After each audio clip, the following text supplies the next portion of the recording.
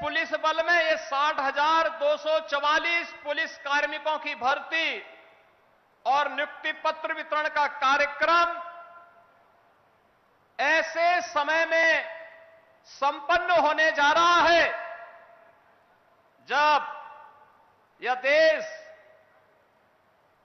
सेवा, सुशासन और गरीब कल्याण के आदरणीय प्रधानमंत्री श्री नरेंद्र मोदी जी के 11 वर्ष के कार्यकाल को एक नए भारत के रूप में हर भारतवासी के लिए उसके जीवन में परिवर्तनकारी सिद्ध होकर के बिना भेदभाव के शासन की योजना लाभ उस तक पहुंचाने का कार्य हुआ है। बहनों और भाइयों, आज का कार्यक्रम आदरणीय प्रधानमंत्री जी के नेतृत्व, आदरणीय गृह मंत्री जी के यशस्वी मार्गदर्शन का परिणाम है। पिछले 8 में डबल इंजन की प्रदेश की सरकार 8 लाख से अधिक सरकारी नौकरियां उत्तर प्रदेश के नौजवानों को दे करके परीक्षा की सूचित पारदर्शिता क्या हो सकती है उसका उदाहरण प्रस्तुत किया। और उसका एक उदाहरण आज यहां पे 60,244 पुलिस कार्मिकों के नियुक्ति पत्र वितरण का एक कार्यक्रम भी उसका साक्षी बनने जा रहा है। कार्यक्रम इस बात का साक्षी है कि हम लोगों ने प्रधानमंत्री जी के अमृत काल के उन लक्ष्यों को प्राप्त करने के लिए जो विजन आदरणीय प्रधानमंत्री जी ने हम सबके सामने प्रस्तुत किया था, उसे प्राप्त करने के लिए इस कार्यक्रम को जीवन के प्रत्येक क्षेत्र में बिना भेदभाव के शासन की योजना का लाभ या शासन में हिस्सेदारी का लाभ बिना भेदभाव के हर नागरिक को प्राप्त हो, हर नौजवान को प्राप्त हो, हर गांव, गरीब, किसान, नौजवान, महिलाएं, इन सबको प्राप्त हो, उसका हिस्सा बनाने का एक कार्यक्रम है। ये केवल एक प्रशासनिक आयोजन नहीं, यह कार्यक्रम उत्तर प्रदेश सरकार के अंदर आदरणीय प्रधानमंत्री और आदरणीय गृह मंत्री के उस विजन को प्रभावी ढंग से लागू करने का कार्यक्रम है जो हमारी सामाजिक प्रतिबद्धता, सुशासन की सिद्धि और सुरक्षा के संकल्प का यह एक जीवंत उदाहरण बन रहा है। हम सब इस बात को जानते हैं, उत्तर प्रदेश देश के अंदर आबादी की दृष्टि से सबसे बड़ा राज्य है। सबसे बड़ा राज्य है तो चुनौतियां भी हमारे सामने उतनी ही प्रभावी हैं, उतनी ही ज्यादा थी। लेकिन पिछले 8 वर्ष में डबल इंजन की सरकार ने बिना रुके, बिना डिगे, बिना झुके उत्तर प्रदेश के इन कार्यक्रमों को उत्तर प्रदेश में दंगा मुक्त, भय मुक्त वातावरण देकर के उत्तर प्रदेश को टूरिज्म के सेक्टर में, निवेश के क्षेत्र में एक बेहतरीन डेस्टिनेशन के रूप में स्थापित करने का जो कार्य किया, उत्तर प्रदेश के परसेप्शन को बदलने का जो कार्य किया, आज वो परिणाम हम सबके सामने है।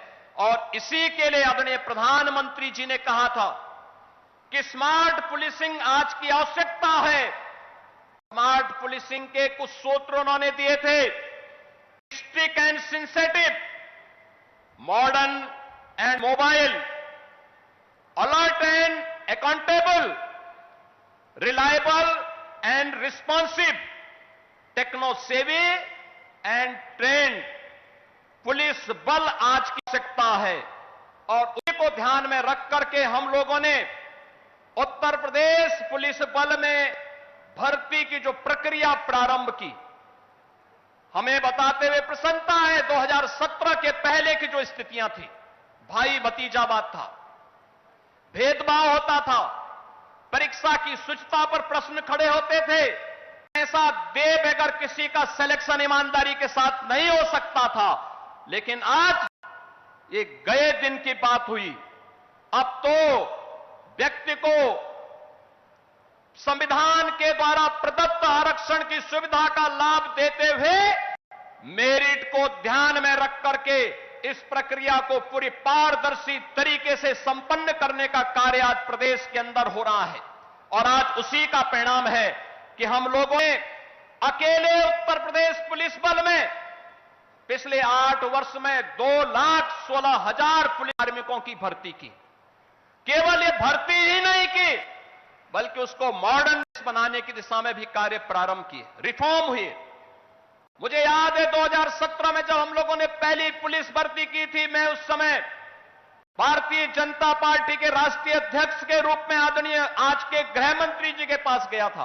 उन्होंने कहा था कि आप भर्ती करिए, ट्रेनिंग के लिए हम लोग मिलिट्री, पैरामिलिट्री और अन्य राज्यों के ट्रेनिंग सेंटर को भी सुविधा उपलब्ध करवाएंगे। और मैं आभारी हूं कि उस समय तमाम राज्यों ने, पैरामिलिट्री ने और मिलिट्री ने हमें अपने ट्रेनिंग सेंटर उपलब्ध करवाए।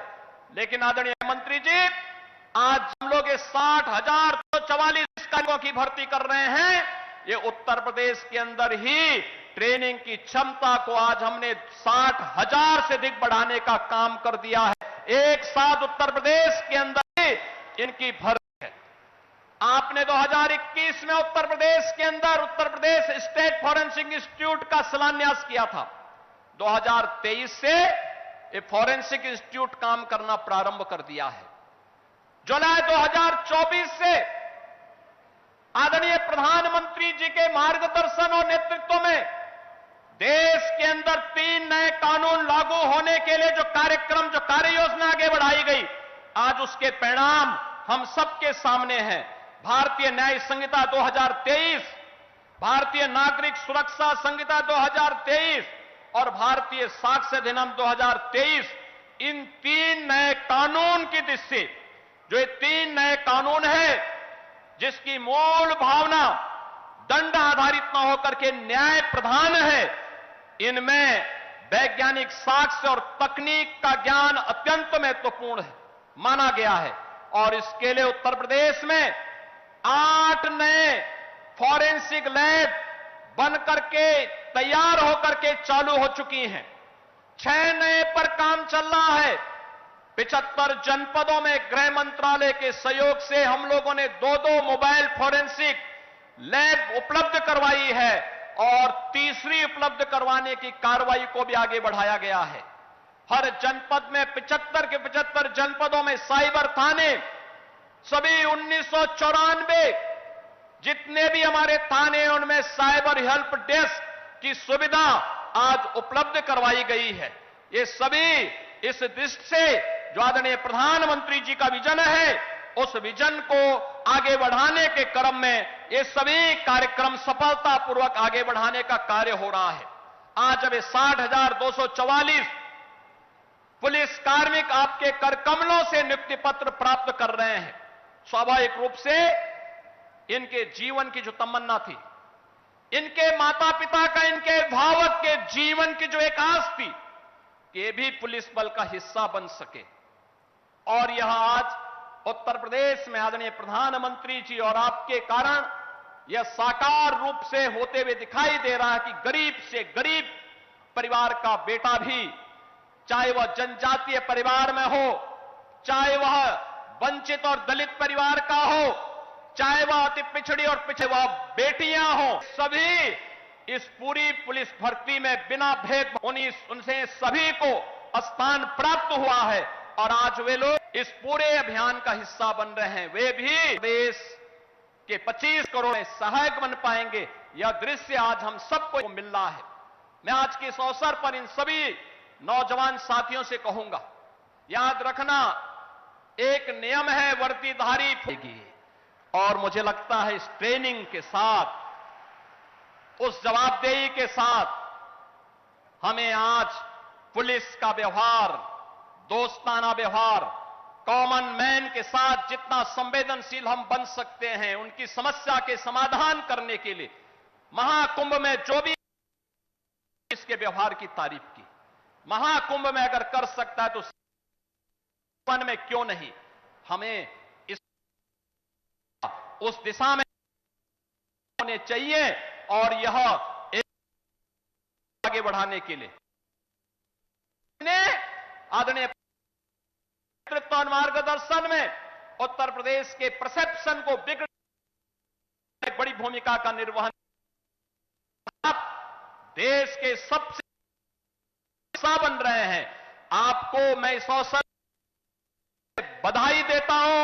आपके माताजी पिता को भी मैं बधाई देता हूं और विश्वास व्यक्त उत्तर प्रदेश से आप न केवल प्रदेश की बेहतरीन सेवा करके अपने आप को साबित करेंगे। मैं आदरणीय गृह मंत्री जी का इस आयोजन स्वागत करता हूं और केंद्र सरकार का आदरणीय प्रधानमंत्री जी का जो हमें सहयोग और मार्गदर्शन उत्तर प्रदेश को रूप में स्थापित करने के लिए प्राप्त और आज के समारोह के लिए हृदय से आभार को विराम देता हूं।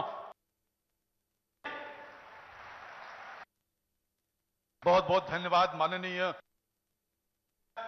उत्तर प्रदेश की यात्रा एक गरीब और देश को इन विषय कर एक समृद्ध और खुशहाल राज्य और इस यात्रा में कानून पूर्ण कड़ी है। अपराधियों के विरुद्ध कठोर कार्रवाई करते हुए मॉडर्न परियोजना को धरातल पर